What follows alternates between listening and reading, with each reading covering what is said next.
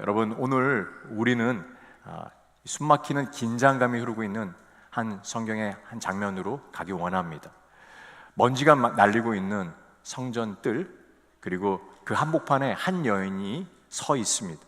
그 여인은 눈물이 글썽이고 옷은 너덜너덜해져 있는 상황. 그녀를 둘러싼 사람들의 손에는 커다란 돌멩이들을 다 들고 있었습니다. 그리고 금방이라도 터져 나올 것 같은 살기 어린 눈빛, 그 비난의 함성이 들리고 있었습니다. 그 중심에 예수님이 계셨죠. 이 장면은 2000년 전 예루살렘 성전에서 벌어진 사건만은 아닙니다. 어쩌면 오늘 이 자리 함께 있는 우리들의 이야기입니다.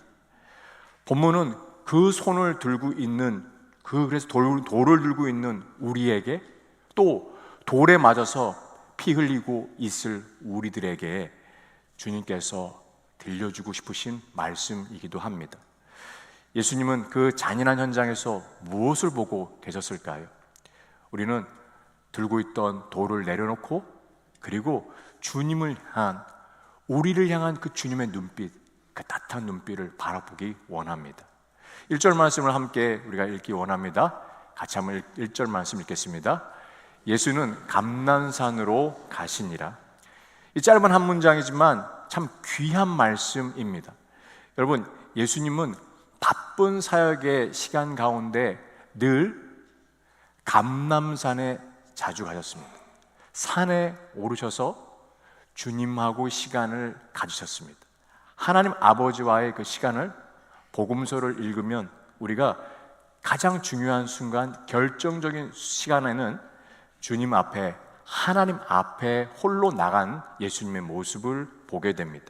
큰 사역 전에 십자가의 사역을, 그 사건을 앞두고도, 그리고 결정적인 사역 앞에서, 그리고 제자들을 정하실 때도 예수님은 항상 하나님 앞에 나아가 기도의 자리를 놓치지 않으셨습니다. 예수님은 하나님과의 관계를 먼저 소중히 선택하셨습니다. 아버지와의 연합을 가장 먼저 1순위로 여기셨고, 그리고 아버지로부터 들으셨습니다. 자신이 행한 것은 늘 아버지로부터 그 이야기를 들었다라고 말씀하시고, 들은 것 가지고 행동했다라고 말씀하신 것을 요한복음에서 찾아볼 수가 있죠. 그래서 감람산에 올라가신 것입니다. 누가복음 22장에 보니까 예수님께서 습관을 따라 감람산에 가셨다라고 되어 있습니다. 여러분, 여기서 중요한 단어가 무엇입니까? 습관입니다. 여러분께 여쭤봅니다. 중요한 일이 있을 때 누구를 찾아갑니까? 사람을 찾아갑니까? 아니면 하나님 앞에 나가고 계십니까? 오늘 예수님께서 그 살벌한 현장 가운데 흔들리지 않으셨던 것은 바로 아버지와의 깊은 교제 가운데 그 뜻 안에 거하셨던 모습 때문인 것을 우리가 잃지 않고 기억해야 될 것입니다. 자, 4절, 5절, 6절 말씀도 저와 여러분들이 같이 한번 또 읽겠습니다. 예수께 말하되 선생이여, 이 여자가 간음하다가 현장에서 잡혔나이다. 모세는 율법에 이러한 여자를 돌로 치라 명하였거니와 선생은 어떻게 말하겠나이까? 그들이 이렇게 말하면 고발할 조건을 얻고자 하여 예수를 시험함이로라. 예수께서 몸을 굽히사 손가락으로 땅에 쓰시니, 아침이 되어서 예수님께서 성전에 오셔서 백성들을 가르치십니다. 그때 서기관들과 바리새인들이 한 여인을 끌고 나타났습니다. 4절에 보니까 선생이여, 이 여자가 간음하다 현장에서 잡혔습니다 라고 얘기하고 있어요. 그 여인의 옷은 흐트러져 있고요, 발걸음은 끌려오느라고 몹시다 지쳐있는 모습, 아니 얼굴에는요 수치와 공포감으로 가득 차 있는 그 모습입니다. 그런데 이상한 점 하나가 있습니다. 간음했다면 분명히 상대가 있을 때 그 남자가 보이지 않는 것입니다. 여러분, 여인만 혼자 잡혀와서 겁에 질린 표정 가운데 있는 것입니다. 6절이 그 대답을 하고 있습니다. 고발할 조건을 얻고자 예수를 시험하고자 했다라고 되어 있어요. 정상적인 재판이라면 어떻게 해야 됩니까? 먼저는 남자도 잡혀와야 됩니다. 두 번째로 최소한의 2명의 증인이 있어야 되죠. 세 번째, 합법적인 그 재판의 절차를 거쳐야 됩니다. 그런데 덩그러니 여인 한 사람만 있습니다. 이것은 공평한 재판이 아니라는 것을 보여주고 있습니다. 의도가 있는 상황이었죠. 그래서 서기관들과 바리새인들은 예수님을 함정에 빠뜨리고 고발할 조건을 찾고자 그래서 이 상황을 만든 것이다 라는 것을 알게 됩니다. 여러분, 어느 쪽을 선택해도 예수님을 고발할 수 있는 함정, 트릭을 만들어 놓은 것입니다. 예수님이 만약에 돌로 치라라고 하는 그 이야기를 하셨다면 예수님은 자신이 평소에 얘기했던 그 말씀, 사랑에 대한 이야기, 은혜에 대한 이야기는 다 상반된, 모순된 모습으로 나갔을 것입니다.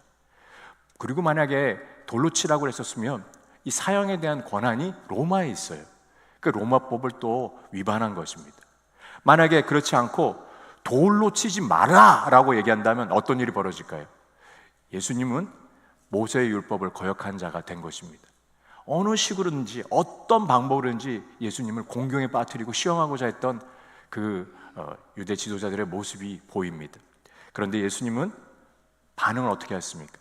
바리새인과 서기관들의 그 계계를 넘어서 전혀 예상하고 달랐습니다. 예수님 곧바로 대답하지 않으셨어요. 몸을 굽히셔가지고요 땅에 무엇인가 쓰기 시작했습니다. 여러분, 예수님이 땅에 무엇인가 막 쓰기 시작했다는 거예요. 그 쓰셨던 부분 가운데 성경에는 무엇을 썼는지 나와 있습니까? 감사합니다. 나와 있지 않습니다. 성경에 나와 있지 않아요. 학자들은 아마도 그 각 사람의 죄목을 다 일일이 적은 거 아닌가. 그래서 그들이 깜짝 놀라가지고 그들이 이 예수님의 모습 가운데 땅에 쓰고 계신 것이 죄명을 쓴 것이 아닌가라고 이야기하기도 하지만 정확히는 성경에 나와 있지는 않습니다. 한 가지 분명한 사실은 있습니다. 그 자리에 있던 서기관들, 바리새인들은 이 장면을 보면서 분명히 깨달았을 것입니다. 출애굽기 31장 18절에 보니까요, 하나님께서 십계명을 주셨습니다. 그때 그 31장 18절 말씀에는 이렇게 써 있습니다. 하나님이 친히 쓰신 것이다. 그리고 여러분 성경을 읽어보시면 18절 말씀에 숫자가 적혀 있고 각주 처리되어 있습니다. 이 풋노트가 무엇이 되어 있냐면요, 손가락으로 이렇게 써 있어요. 손가락으로 직접 쓰신 것이 십계명이다. 그리고 이것과 함께 예수님께서 땅에 쓰신 것이 몇 번 쓰셨어요? 2번 쓰셨습니다. 십계명도 몇 번 주셨죠? 돌판을 갖다가 그 우상 숭배하는 그 백성들을 보고 던져버렸던 모습, 깨지고 나서 다시 한 번 받고 2번 받았습니다. 그러니까 이것은 예수님이 아무 말씀도 하지 않으셨지만 그 현장에 있는 그 유대 지도자들에게 분명히 얘기하고 있는 것입니다. 너희들이 그렇게 잘 안다고 생각하는 그 율법, 너희들이 그렇게 이 여인에게 갖다 바치는, 그래서 붙여가지고 이 여인을 공경에 빠뜨리며 그리고 나를 시험하고자 했던 그 율법, 그 율법의 참 의미를 진정으로 잘 알고 있느냐라고 하는 예수님의 모습이 보이고 있습니다. 그리고 일어나서 말씀하기 시작하셨습니다. 자, 7절 8절 구조도 함께 여러분들이 함께 읽겠습니다.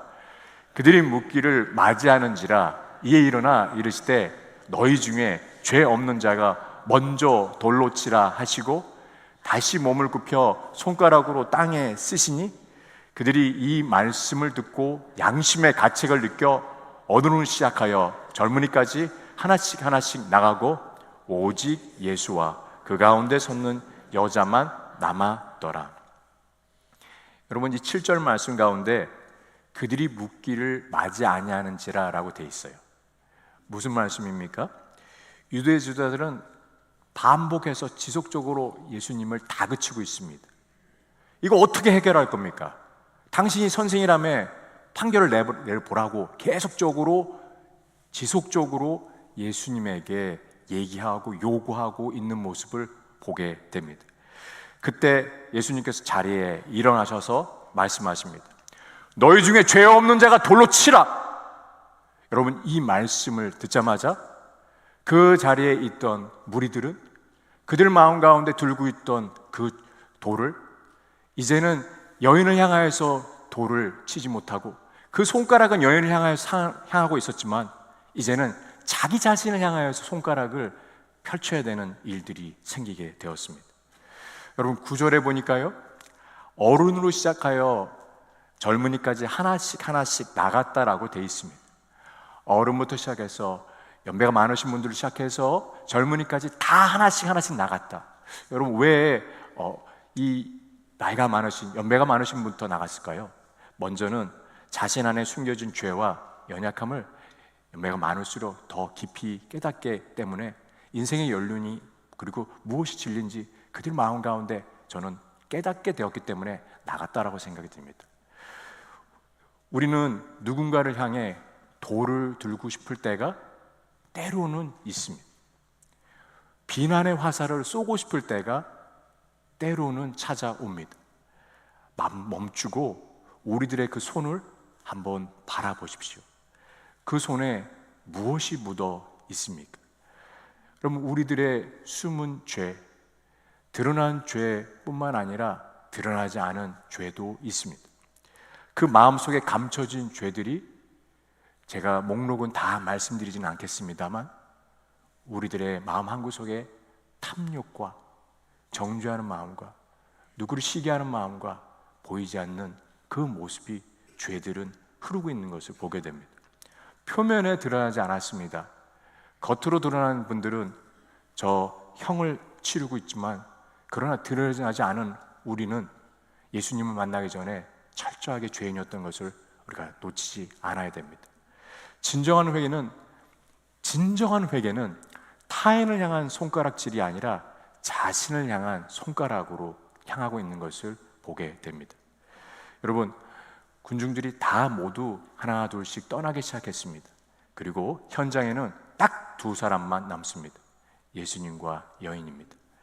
그 자리 가운데 유일하게 심판할 수 있는 분은 예수님밖에 없죠. 그 예수님이 여인에게 묻고 계십니다. 우리 함께 10절과 11절 말씀 두 구절도 읽기 원합니다. 함께 읽겠습니다. 예수께서 일어나서 여자 외에 아무도 없는 것을 보시고 이르시되, 여자여, 너를 고발하던 그들이 어디 있느냐? 너를 정죄한 자가 없느냐? 대답하되 주여 없나이다. 예수께서 이르시되, 나도 너를 정죄하지 않으니 가서 다시는 죄를 범하지 말라 하시니라. 죄인인 여인, 그리고 유일하게 심판 자격이 있으신 예수님, 주님께서 조용히 묻고 계십니다. 여자여, 너를 고발하던 이들이 어디 있느냐? 너를 정죄한 자들이 어디 있느냐? 눈물을 글썽이며 그 여인이 대답합니다. 주여 없습니다. 주여 없습니다. 여러분, 눈여겨볼 것은 이 여인이 그 순간 예수님에 대해서 뭐라고 부르고 있죠? 주님이라고 부르고 있습니다. 이 여인이 변화했습니다. 여인이 정죄받던 그 목소리가 들려왔던, 자신을 그렇게 사납게 몰아치던 그 목소리 가운데서는 예수님의 음성을 듣지 못했습니다만, 그러나 예수님과 단둘이 있을 때 예수님으로부터 이 이야기를 들었습니다. 너를 정죄하던 자들 어디 있느냐? 없습니다. 여러분, 저는 내가 너를 정죄하지 않으니 그리고 다시는 죄를 범하지 말라 라고 하는 이 말씀이, 내가 너를 정죄하지 않는다, 다시는 죄를 범하지 말라라고 하는 이 두 문장은 바로 복음이 담겨져 있다라고 말씀드리고 싶습니다. 내가 너를 용서한다, 그리고 이제 새 삶을 살아라. 여러분, 이것이 주님이 우리에게 말씀하시는 방식입니다. 먼저 은혜를 베풀어 주십니다. 그리고 그 다음에 행동을 요구하세요. 먼저 우리에게 주님께서 사랑을 베풀어 주십니다. 이것이 첫 번째입니다. 여러분, 우리가 죄를 범하지 않고 싶고, 그리고 우리의 그 모습 가운데 죄를 벗삼지 않으려고 몸부림칩니다. 그런데 우리의 의지로만 나갈 때 또 넘어지는 일들이 있을 수 있습니다. 그런데 주님이 먼저 우리에게 들려주신 것은 무엇입니까? 나는 너를 정죄하지 않는다라고 하는 목소리를 들려주십니다. 여러분, 우리들이 이 주님의 들려주시는 따뜻한 목소리를 들으셔야 합니다. 내가 너를 정죄하지 않는다. 나는 심판하러 너로 온 것이 아니라 나는 너를 사랑하러 왔다라고 하는 그 말씀 말입니다. 여러분, 그러면 이 말씀을 들을 때 가만있어, 이 여인이 이렇게 큰 죄를 졌는데 이 여인이 이 간음했다고 하는 이 죄를 졌는데 이렇게 쉽게 용서하는 거 보니까 우리 중에 그런 사람은 한 분도 없을 거라고 생각합니다만, 그러나 이런 오해도 있을 수 있는 것 같습니다. 계속 죄를 지어도 되는 거야? 용서해 주실 텐데. 여러분, 십자가의 그 무게, 십자가의 그 은혜를 경험한 분은 이 이야기를 꺼낼 수가 없습니다. 내가 얼마나 나의 죄를 위해서, 내가 죄가 큰 죄인인지 깨달은 분은 다시는 그 죄의 자리에 갖지 않으려고 합니다. 그 죄가 다가올 때도 끊고 나갈 수 있습니다. 왜요? 그분을 실망시키고 싶지 않기 때문입니다. 예수님을 사랑하기에 이제는 선택합니다. 내가 더 이상 죄의 자리에 가지 않습니다. 그분을, 그 주님을 아프게 하고 싶지 않기 때문입니다. 그분을 사랑하기 때문입니다. 여러분, 이 여인의 죄에 대해서 예수님께서 용서해 주셨습니다. 그런데 그 죄에 대해서 예수님께 그 용서 받았다고 하는 그 말 한마디로 모든 것이 그 여인에겐 사라지지만, 바로 예수님께서 그 죄를 대신하셨던 일이 있기에 여인이 온전한 용서를 받을 수 있었던 것입니다. 죄의 싹은 사망이다라고 하는 말씀 사라지지 않았습니다. 분명히 죄의 싹은 사망입니다. 이 여인은 대가를 치러야 됐습니다. 그런데 누군가가 대가를 치러줬습니다. 누군가죠? 바로 예수님이세요. 대신 이 여인을 위해서 십자가에서 피 흘리시고 죽으셨습니다. 그 여인 대신하여 희생제물이 되셨습니다. 군중 돌에 여인을 보호하셨던 예수님, 십자가 위에서 그 여인을 사랑하는 마음 가운데 피 흘리시고 돌아가셨습니다. 여러분, 저와 여러분들을 위해서, 우리의 죄를 위해서 이 말씀이 우리들 마음 가운데 다시 한번 오늘 이 아침에 새겨지기 원합니다.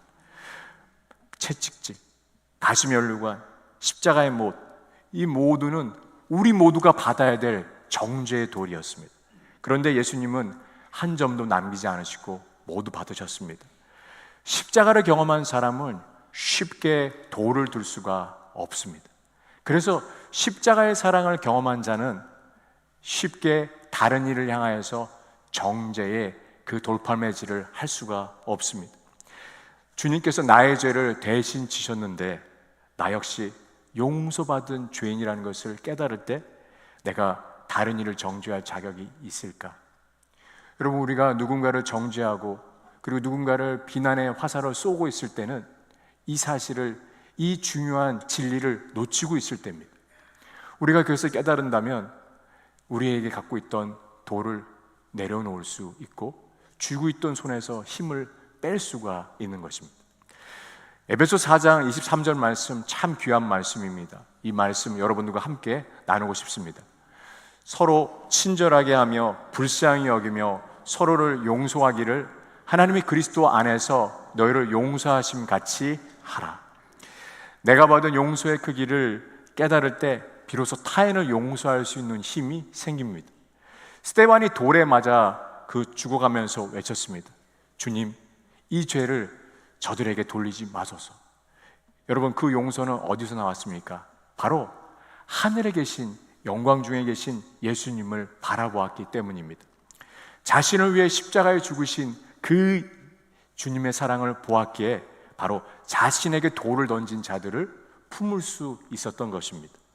이 서로 32절에 서로를 불쌍히 여기는 마음을 저는 긍휼이라고 말씀드리고 싶습니다. 여러분, 우리들의 마음에 어떻게 긍휼의 그 눈길을 가질 수 있을까요? 제가 제일 좋아하는 그림을 한 번 더 보여드리고 싶습니다. 제 인생에서 그림 한 점 선택해봐라 그러면 전 이 그림을 선택할 것입니다. 17세기 렘브란트라고 하는 네덜란드 화가의 탕자의 귀향이라고 하는 그림입니다. 저는 정죄하고 있는 자들, 바로 형의 모습이 떠올랐습니다. 그림을 한번 같이 보겠습니다. 렘브란트는 이 그림을 그릴 때 자신의 인생의 말년의 시기를 보냈습니다. 자녀가 많이 있었는데 자녀 한 명 빼고는 다 죽었습니다. 그리고 2번 결혼했는데 아내들조차도 다 죽고 혼자 있게 되는 시간. 그런 재산을 많이 가졌지만 다 탕진하게 되었습니다. 그리고 비참한 모습으로 이 그림을 그렸습니다. 저는 이 그림의 둘째 아들이 바로 자신의 모습이며, 그리고 우측에 서 있는 저 맏아들의 모습은 또한 동시에 자신의 모습을 그렸구나라는 것을 보게 되었습니다. 여러분, 형의 얼굴을 보십시오. 손은 굳어 있고 돌아온 동생이 얼마나 귀하고 그렇게 기다렸던 동생이 돌아왔는데 형은 정죄하는 눈빛을 보여주고 있습니다. 그의 눈빛 가운데 사랑의 눈빛은 찾아볼 수가 없습니다. 긍휼의 눈빛은 돌아볼 수가 없습니다. 내가 이렇게 고생하며 집을 지키고 있었는데, 아버지의 집을 지키고 있었는데 저 죄 많은 동생은 왜 환대받고 있는가? 형의 눈에는 분노의 그 모습이 보입니다. 손을 굳게 움켜잡고 있고 비교하는 마음에 휩싸여 있는 맏아들의 모습, 그 긍휼의 모습이 아닙니다. 아버지는 맏아들에게 얘기하고 있습니다.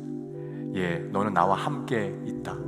내 것이 다 내 것이로되 내가 잃었다가 얻었기로 이 동생이 죽었다가 살아났음에 우리가 즐거워하고 기뻐하는 거 마땅하다라고 하면서 그 맏아들에게 함께 잔치에 오라고 얘기하고 있습니다. 여러분, 세상은요 전죄의 눈빛으로 정죄하는 목소리를 여기저기서 내고 있습니다. 그러나 주님이 찾으시는 곳은 정죄하고 있는 장소가 아니라 사랑의 공동체입니다. 긍휼의 공동체입니다. 여러분, 시선을 돌려서 주님을 바라보십시오. 저는 우리가 오늘부터 시작하는 MC 이 소그룹 모임이 세상의 어떤 것과 비교할 수 없는 가장 귀한 긍휼의 눈을 가진 분들의 모임이 되기를 원합니다. 내가 어떠한 마음을 나누더라도, 내 안의 연약함을 나누더라도 판단받지 않고 정죄받지 않고 사랑으로 격려받을 수 있는 공간이, 장소가 우리의 MC, 우리의 소그룹이기를 소망합니다. 한 학기 동안 여러분 말씀을 나눌 때 어찌 우리가 좋은 얘기만 할 수 있겠습니까? 더 많은 부분들은 실패하고 더 많은 이야기들은 연약한 내 얘기를 꺼낼 때 따뜻한 눈빛으로 서로를 바라봐 주십시오. 세상은, 아니 우리가 이민자로 살아가면서 찾고 있는 그 목마른 공동체가 어디 있습니까? 나를 정죄하지 않는 공동체입니다. 어떤 이도 나와서 사랑받고, 그리고 어떤 이도 나와서 주님의 그 음성을 들을 수 있는, 그리고 말씀을 나눌 수 있는 공동체가 바로 우리의 소그룹 MC이기를 소망합니다. 여러분, 저는 돌을 향하여서 다른 이들에게 돌려 던지고 있는 그 모습, 이 무리들의 모습이 어쩌면 우리들이라고 생각이 들었었어요. 가장 아픈 돌은 어떤 돌인지 아세요? 나 자신을 향해 던지고 있는 돌입니다. 나를 용납하지 못하고 정죄하며 비난하고 있는 그 목소리가 우리들 자신에게 들려질 때가 있습니다. 너의 모습을 보면 네가 과연 이 자리에 나올 수 있냐? 너의 모습을 보면 사랑받을 자격이 있냐? 이 모습, 너가 이것도 하지 못하는 너의 주제에 네가 어떻게 이 일들을 하나님의 사랑받는 아들이라고 딸이라고 얘기할 수 있냐라고 누군가가, 아니 우리들 안에 때로는 사단이 들려주는 목소리이기도 하지만, 그러나 주님 앞에 나아가면서 우리들 안에 갖게 되는 그 비난의 목소리 또한 들려질 때도 있습니다. 여러분 꼭 기억하셨으면 좋겠어요. 로마서 8장 1절 말씀에 주님께서 이 바울 선생님을 통하여서 우리에게 얘기해 주고 계신 말씀이 있습니다. 함께 8장 1절 말씀 읽겠습니다. 그러므로 이제 그리스도 예수 안에 있는 자들에게는 결코 정죄함이 없나니. 제 안에 완벽주의적인 기질이 참 많습니다. 사역을 하면서 조금만 계획대로 되지 않으면 바로 비난의 목소리가 들릴 때가 있습니다. 2년 3개월 동안의 사역을 쭉 하면서 이제 2년 4개월 들었었네요. 3월 1일이니까 때로는 잘 안 되고 또 계획한 대로 되지 않아서 그때 제 스스로한테 비난의 목소리가 들릴 때가 있습니다. 너 이것도 못하는데 성도님들 앞에 설 수 있을 자격이 있어? 그런 목소리가 들릴 때 가끔은 도망가고 싶을 때가 있어요. 그러면서 사실은 이 말씀이 저를 향한 말씀이구나. 그리고 어쩌면 이 자리에 계신 누군가에게 꼭 이야기 들려주고 싶습니다. 주님이 십자가에 지신 것, 그 정죄하는 목소리를 대신 감당하시기 위한 우리를 향한 사랑이었습니다. 우리가 잊지 말아야 되는 것은 그 정죄의 목소리 대신 나는 너를 정죄하지 않는다, 다시는 죄를 범하지 말라라고 하는 그 예수님의 따뜻한 음성을 우리가 이 한 주간 듣는다면 내 곁에 있는 자, 우리 옆에 있는 누군가를 향해 오늘도 던지고 싶은 그 돌을 내려놓을 수가 있습니다. 왜냐하면 그분도 주님의 사랑받는 자라고 하는 것을 우리가 알고 있기 때문입니다. 오늘 우리들 모두에게 주님께서 들려주고 싶으신 말씀은 나는 너를 사랑한다. 그래서 내가 내 아들을 십자가에 못 박았다. 우리가 이 십자가의 사랑을 더 깊이 경험하는 저와 여러분 되시기를 예수님의 이름으로 축원합니다.